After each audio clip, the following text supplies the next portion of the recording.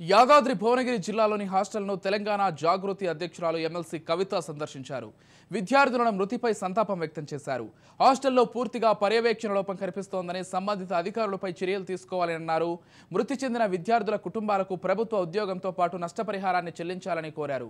పోలీసులు పూర్తి స్థాయిలో దర్యాప్తు కొనసాగించి దోషులను శిక్షించాలని కవిత అన్నారు.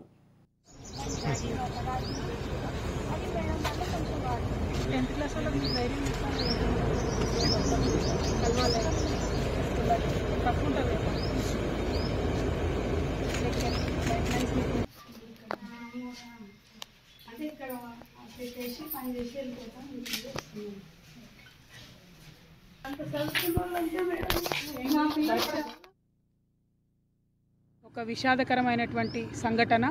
ఇద్దరు ఆడపిల్లలు 10వ తరగతి చదువుతున్నటువంటి ఆడబిడ్డలు ఇద్దరు కూడా సూసైడ్ చేసుకొని చనిపోవడం 2, 3, 4 రోజులు అవుతున్నప్పటికి కూడా మరి పోలీస్ వాళ్ళకి ఎటువంటి కారణాలు సరిగ్గా దొరకడం లేదని చెప్పడం జరిగింది.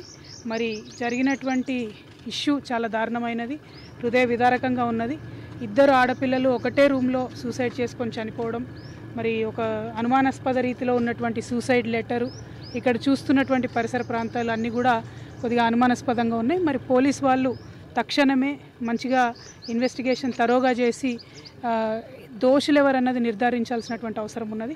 ఎందుకంటే ఎక్స్టర్నల్గా బయట నుండి ఎవరో వచ్చారు అనేటటువంటి అనుమానాలు కూడా చెప్తున్నటువంటి నేపథ్యం కనబడతా ఉంది. కాబట్టి యాజమాన్యం కూడా ఈ అంశంలో సంపూర్ణంగా పోలీసులకు సహకరించాలి. పోలీసు వాళ్ళు పారదర్శకంగా మరి ఇన్వెస్టిగేషన్ చేసి తక్షణమే రిజల్ట్ ఇవ్వాలి. ఇది మనం పేరెంట్స్గా కూడా మనందరం కూడా ఆలోచించుకోవాల్సినటువంటి సందర్భం ఏంటంటే 10వ తరగతి చదువుతున్నటువంటి పిల్లలు మరి వాళ్ళు ప్రెషర్కి తట్టుకోలేక ఇవాళ ఆత్మహత్యలు చేసుకుంటున్నారా, లేకపోతే ఇంకేదైనా జరిగిందా, ఈ పరిస్థితులకు కారణం ఏంటి?